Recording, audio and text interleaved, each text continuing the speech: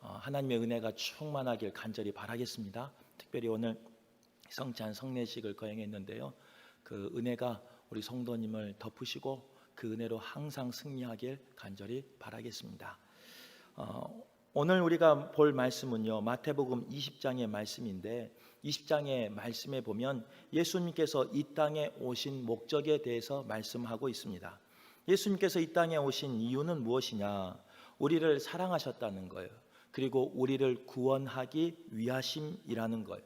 그래서 예수님은요, 그 길이 고난의 길임에도 불구하고 죽음이 기다리고 있음에도 불구하고 그 길을 묵묵히 사명을 감당함으로 걸어가신 것입니다. 십자가에 달려 돌아가심이 하나님의 뜻이기에 그 하나님의 뜻을 이루기를 원하는 마음으로 사명을 감당하신 모습이 바로 예수님의 오늘 본문에 나와 있는 예수님의 모습입니다. 그 길은 순종의 길이었습니다. 그 길은 때로는 복종의 길이었습니다. 고난이 기다리고 있었고 죽음이 기다리고 있었기에 도저히 감당할 수 없는 길이지만 기도함으로 예수님은 우리를 사랑하셔서 그 길을 가셨다는 거예요. 그 길을 향해 가실 때 때로는 예수님께서는요, 병자를 고치시기도 하시고 또 맹인의 눈을 뜨게도 하시고 죽은 자를 살리는 그런 기적과 이적을 보여주시기도 하셨습니다. 바라기는 오늘 예배한 우리 성도들이요, 그 예수님의 능력을 받아 모두 회복되며 치유되길 간절히 바랍니다. 그러나 거기서 멈추는 것이 아니라 예수님이 십자가를 왜 지셨는지, 누구를 위해 지셨는지, 그리고 그 십자가의 은혜가 사랑이 무엇인지 기억하며 그 은혜를 누리는 우리 모두가 되시길 바랍니다. 본문을 통해서도 이야기하고 있지만요, 예수님은 그 공생의 기간 동안 제자들에게 무려 3번이나 내가 고난 당할 것이다, 내가 죽을 것이다, 내가 그러나 부활할 것이다, 이렇게 말씀했습니다. 하지만 그 이야기를 들은 제자들은 자신이 듣고 싶은 이야기만 들었다는 거예요. 그래서 그 제자들은요, 예수님과 다른 생각을 하고 있었습니다. 또 이제 이번 주부터 오늘부터 종려주일이요, 고난주간이 시작되는데요, 이 종려주일이요 고난주간은 어떤 주간이냐? 예수님이 십자가에 못 박혀 돌아가신 그 주간입니다. 그게 이제 성금요일인데요, 이 성금요일을 앞두고 그 주간을 종려주일이라 그래요. 이제 그 이유는 무엇이냐면요, 오늘 읽지는 않았지만 마태복음 21장의 말씀에 보면 갈릴리 사역을 마치고 예수님은 예루살렘으로 입성하십니다. 그래서 유대인의 왕으로 되기를 원하셨어요. 유대인의 그 죽을 수밖에 없는 죄를 용서하시고 구원하기 위해서 유대인으로 왕으로 입성하신 날이 바로 오늘이라는 거예요. 그 가운데 백성들은, 무리들은 나와서 예수님을 환영하였습니다. 때로는 겉옷을 깔며 때로는 종려나무 가지를 꺾어서 예수님을 환영한 주가 바로 이번 주기에 우리는 기념해서 종려주일, 더 나아가 고난주일이라고 말하고 있는 거예요. 그 환호했던 무리들도 마찬가지, 그 무리들도요, 예수님과는 다른 생각을 가지고 있었어요. 환영하였지만, 환대하였지만 다른 생각으로 종려나무 가지를 흔들고 있었다는 거예요. 한 주간 동안 우리가 묵상해야 할 부분이 바로 이 부분이에요. 나의 생각과 예수님의 생각이 얼마나 다른지, 또 내가 제자라고 말하면서, 직분자라고 말하면서, 또 목회자라고 말하면서 예수님의 생각을 따르고 있는지 한번 한 주간, 고난주간, 종려주간을 보내면서 우리의 생각을, 우리의 마음을, 우리의 삶을 정리할 수 있길 간절히 바라겠습니다. 첫 번째로 생각할 것은 누구의 생각이냐? 바로 무리들의 생각이라는 겁니다. 21장에 보면 무리들이 예수님을 환영하였습니다. 당시 예루살렘 성에 공식적으로 입성하는 행사는 왕이나 군대 지휘관이 전쟁에서 승리할 때 했었던 행사라는 거예요. 예수님도 예수님에 대해서 많은 이야기를 들었습니다. 그 무리들도. 그 성에 사는 사람들은요, 예수님이 갈릴리 지역에서 어떤 기적과 이적을 행하였는지, 또 예수님이 어떤 모습으로 오시는지, 그리고 그 예수님이 우리가 기다리는 메시아였음을 그들은 고백했다는 거예요. 예루살렘에 들어오기 전에요, 예수님께서는 조금 전에도 이야기한 것처럼 많은 병자를 고쳤고 죽은 자도 살리셨고, 때로는 군대 마귀를 말씀으로 명하여 물리치는 사건도, 쫓아내는 사건도 예수님을 통해서 나타났습니다. 당시에 말 꽤나 하는 유명했던 권세자들, 바리새인과 서기관들과 논쟁하였음에도 불구하고 항상 이겼던 예수님의 이야기를 너무나 잘 알고 있었어요. 그런 예수님께서 이제 유대인의 왕이 되어서 예루살렘으로 입성한다고 하니까, 드디어 우리를 향한 메시아가 오시는구나. 성경에 기록된, 성경에 예언된 많은 사람 선지자들이 예언한 그 메시아가 이제 우리에게 오시구나, 이렇게 생각했던 거예요. 그런데 좀 모습은 달랐어요.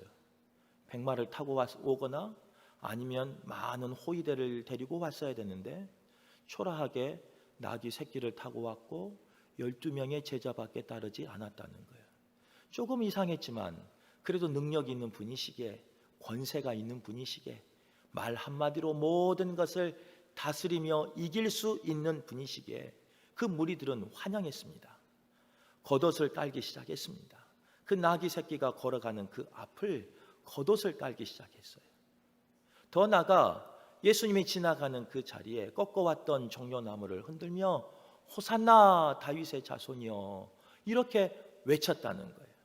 이 말은 여러 가지 의미가 있는데, 우리를 다윗의 왕처럼 구원하여 주옵소서, 우리를 그 다윗의 왕이 누렸던 그 영화를 누리게 하여 주옵소서, 이런 외침이라는 거예요. 그런 외침을 했던 그 무리가 어떻게 생각하고 있었느냐? 이제는 그 능력으로 예수님께서 이 예루살렘의 성에 있는 그 로마 군대를 말로써, 때로는 다스림으로써 단번에 물리쳐 주시길 원했다는 거예요. 그리고 그동안 속박받았던, 그동안 핍박받았던 자신들의 그 억울함을, 또 자신들의 그 아픔을 위로해 주시길 원했다는 거예요. 더 나아가 이제는 그 로마 병정들을 잡아 내 발 아래 두며 그들이 나를 지배했던 것처럼 이제 예수님이 우리의 왕 되셔서 우리가 그들을 지배하기를 원하는 마음이 그 무리에게 있었다는 거예요. 예수님을 가만히 보니까요, 예루살렘 그 이제 성에 들어가서, 그 성전에 들어가서 이 성전을 뒤엎네요. 드디어 나오는구나. 우리가 기다렸던 그 메시아의 모습이 드디어 하면서 기다렸어요. 그런데 그 모습은요, 로마를 향한 모습이 아니었어요. 조금만 더 참아볼까? 참았는데요, 예수님은 로마 병정들이나 권세자들에게 대항하는 것이 아니라 오히려 섬김의 모습을 보여주고 계셨습니다. 그리고 그 예수님이 붙잡히며 고문당할 때, 고소고발당할 때 예수님은 변명하지 못하는 어린 양처럼 보였습니다. 자신들이 기다리고 있었던, 자신이 생각했던 예수님의 모습이 아니었던 거예요. 시간이 지남에도 불구하고 그런 모습이 예수님에게 나타나지 않았어요. 결국 그 무리들은 며칠 되지 않아 그 환호했던 그 무리들은요, 예수님에게 손가락질하며 예수님에게 침뱉으며 예수님에게 돌을 던지며 예수님에게 조롱하며 십자가에 못 박으라, 이렇게 말하는 폭도로 변해버렸습니다. 더 나아가 그 십자가에서 예수를 죽이라 하는 그런 잔인한 폭도가 되고 말았다는 거예요. 예수님만 그러지 않았습니다. 두 번째 볼 사람들은 제자들인데요, 제자들 또한 그랬다는 거예요.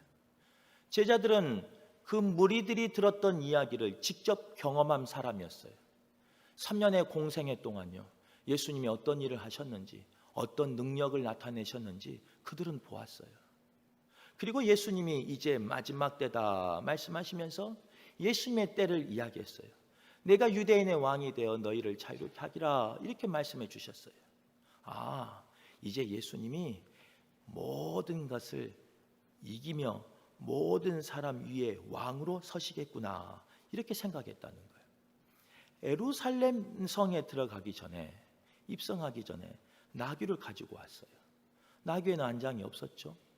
그래서 아마도 성경에는 제자들이 올렸다 했지만 서로 예수님이 앉는 그 나귀 위에 자신의 옷을 깔려고 했을 겁니다. 예수님, 이거 내 옷이에요. 다음에 왕이 될 때 나를 기억하세요. 아마 그런 마음으로 그렇게 하려고 했을 거예요. 그리고 그 예루살렘 성으로 들어갔는데 그동안도 많은 무리가 따라왔었는데요, 이제 왕이 되려고 하는 그 순간 많은 사람들이 환호하는 것을 보고, 야, 됐다. 이제 며칠만 고생하면 나는 인생 역전이다, 이렇게 생각했을 거예요. 그것을 보고 있었던 세베대 그 어머니는 뭐라고 말하냐, 자신의 아들 야고보와 요한을 이대로 두었다가는 베드로한테 밀리기도 하고 다른 제자한테 밀릴 것 같아요. 그래서 그 어머니는 자신의 아들을 위해서 어떻게 하냐, 예수님과 먼 친척 관계였습니다. 그 친척 관계를 뒤밀어서 예수님의 왕국을 세울 때 중요한 사람 세워야죠. 능력 있는 사람 세워야죠. 그런데 우리는 친인척 관계 아닙니까? 사랑하는 내 아들 2명이 있는데 한 명은 오른쪽에, 한 명은 왼쪽에, 주님이 왕이 되실 때 세워주옵소서, 이렇게 말했다는 거예요. 더 안타까운 사실은 무엇이냐, 12명의 제자 중에 2명이 그랬어요. 그러면 나머지 제자들이라도 정신을 차리고 예수님이 무슨 말씀을 하셨는지, 예수님이 어느 길을 걸어가는지 예수님의 마음을 헤아렸어야 되는데 그렇지 못했어요. 병행 본문인 마가복음 10장 41절에 보면 이렇게 기록되어 있어요. 10 제자가 듣고 야고보와 요한에 대하여 화를 내거늘. 화를 냈다는 것은요, 여전히 그 사람도 그것에 관심이 있다는 거예요. 관심이 있기에 화를 내는 거예요. 내가 그것에 관심이 없으면 그것들에 대해서 화낼 필요가 없어요. 이제 저희 집 이야기 잠깐 하면요, 어머니가 작년에 돌아가시고 아버지 집에 변화된 게 있습니다. 좀 편하게 사시라고, 또 울적하지 말라고 저희 여동생이 강아지 한 마리를 사줬어요. 그런데 아버지가 이 강아지하고 이제 생활하면서 많이 변하셨어요. 세상에 저희 아버지가 강아지하고 이야기도 하십니다. 웃기도 하고. 그런데 이 강아지가요, 아버지 말을 이해해요. 아들하고는 잘 이야기를 못 하시는데 강아지하고는 너무 잘 이야기를 해요. 또 가끔 사다 드리는 이제 뭐 요플레 같은 걸 사다 드리면요, 안 드세요. 그래서 싫어하시나? 그리고 이제 밖에 나가서 정리하고 오면 세상에 아버지 드시라는 그 요플레를 강아지하고 네 한 수저, 내 한 수저 하면서 나눠 드셔요. 저한테는 요플레 주지 않아요. 더 웃긴 건 뭐냐면 그 생활비를 가지고 강아지 간식을 삽니다. 밥은 상연한 건 당연하죠. 살아야 되니까, 동물이니까. 간식을 사요. 근데 그 간식이요, 등급이 있대요. 싼 거, 중간 거, 비싼 거. 비싼 거는 밥보다 비싸대요. 누가 뺏어 먹을까 봐, 누가 훔쳐갈까 봐 그런지 아버지는 저기 깊숙한 곳에 숨겨놓고 가끔 내어줍니다. 누구한테? 강아지에게. 저한테는 숨겨놓고 준 거 없어요. 그런데 강아지한테 준다는 거예요. 그것을 보고 인노하면 좀 속상하기도 하지만, 그래, 혼자 계시니까 그럴 수 있지, 아들보다 낫지 하면서 그냥 오기도 합니다. 제가 그 강아지가 먹는 그 밥을 보고 화를 냅니까? 안 내요. 아버지가 숨겨놓고 가끔 주는 그 비싼 간식을 보고 제가 탐을 냅니까? 화를 냅니까? 아버지, 저 맛있는 거 왜 쟤만 주세요? 나는 왜 안 주세요? 화내요? 안 내요. 좀 속상할 뿐이지. 그 이유는 뭐냐면 그 강아지 것은 저에게는 관심이 없는 거예요. 하지만 반대로 내가 가져야 할 것을 강아지한테 줘버린다면 화내겠죠. 오늘 제자들의 모습이 그랬다는 거예요. 자신들도 이제 예루살렘 성에 들어가면 한 자리 할 걸로 알고 있었어요. 당연히 우리는 다른 사람들과 다르게 우리는 그 자리를 누릴 줄 알았어요. 그런데 야고보와 요한이 먼저 가서 말해버렸네요. 화낼 법해요. 자신들도 그런 생각을 가지고 있었으니까. 그런데 세 번째, 예수님의 생각은 그런 생각이 아니셨어요. 예수님은 지금 며칠 지나면 고난당할 것이고 멸시당할 것이고 내게 있는 그 고독까지 빼앗길 것이고 수치를 당할 것이고 십자가를 지고 저 골고다 언덕을 죄인이 아님에도 불구하고 올라가야 함을 예수님은 알고 있었어요. 그리고 그 마지막을 준비하고 있는 거예요. 그래서 오늘 본문에 보면요, 그 마지막을 제자들에게 말했는데도 불구하고 제자들은 전혀 관심이 없어요. 너희들이 원하는 그 잔을 너희는 받을 수 없다라고 말하지만 제자들은 아닙니다. 우리는 받을 수 있습니다 라고 말해버려요. 예수님이 생각한 잔은 고난의 잔이, 희생의 잔이. 하지만 제자들이 원하는 잔은 어떤 잔이었느냐? 축제의 잔이었어요. 승리의 잔이었어요. 기쁨의 잔이었어요. 그런 것을 보고 있었던 예수님 마음은 어떠했을까? 그럼에도 불구하고 그들을 사랑하셔서 끝까지 십자가의 사랑을 보여주시는 그 길을 걸어가셨던 예수님은 어떤 마음이셨을까? 그런 죄인들을 위해서 십자가에서 피와 물을 다 쏟으시면서까지 끝까지 사명을 감당하셨던 예수님은 어떤 마음이셨을까? 본문에 나와 있는, 그리고 21장에 나와 있는 무리나 제자들은 예수님의 생각에 관심이 없었습니다. 오직 자기의 이익만을 위해서, 자신의 유익만을 위해서, 자신의 안위만을 위해서 예수님을 따랐던 거예요. 말씀을 정리할게요. 사순절을 보내고 이제 종료주일 오늘 들어가는데, 목회하는 제가 물론 하나님의 일을 한다고 하지만 정말로 하나님이 원하시는, 예수님이 원하시는, 성령님이 바라시는 그 길을 가고 있는가? 오늘 예배한 우리 모두가요, 나에게 던지는 질문 되길 바라요. 행여나 오늘 나누었던 무리들처럼, 제자들처럼 예수님의 생각과 전혀 다른 것을 하면서도 내가 열심히 있는 사람이다 라고 말하는 사람이 아닌지, 내가 그를 아는 사람이다 라고 말하는 사람이 아닌지 나를 돌아볼 수 있는 한 주간 되시길 바라겠습니다.